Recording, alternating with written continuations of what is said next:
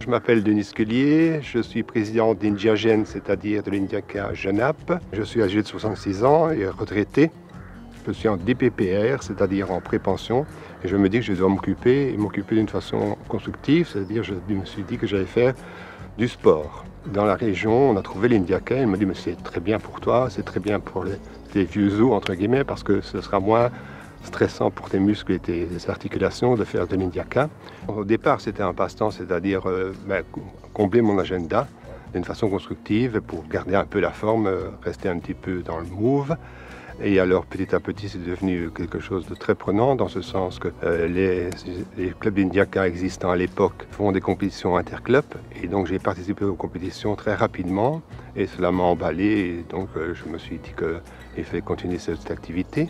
Cette activité que j'ai alors prolongée en proposant un club ici à Genève, voici 2 ans maintenant. Et tout de suite, il y a eu une dizaine de joueurs qui sont venus nous rejoindre. En réalité, l'Indiaka, c'est très convivial. Pourquoi est-ce que c'est très convivial? Parce qu'il faut vraiment une cohésion entre les joueurs. En effet, il faut faire 3 passes avant de pouvoir frapper la balle dans le camp adverse. Et donc, il faut quand même une certaine coordination entre nous pour pouvoir jouer correctement. Donc, ça entraîne un certain esprit d'équipe.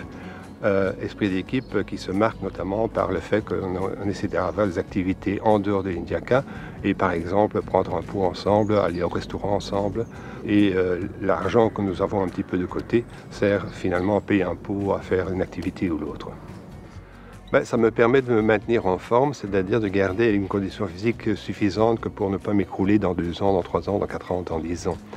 Ça me permet aussi de conserver mes réflexes, d'avoir aussi une certaine coopération avec les autres. Et donc c'est quelque chose qui est très important au niveau des relations humaines. Et quant à moi, dans les 4-5 années prochaines, je compte continuer. Et j'espère que le club va se développer, que si jamais je dois le quitter pour une raison de santé par exemple, il puisse y avoir d'autres personnes qui soient là, prêtes à prendre la relève.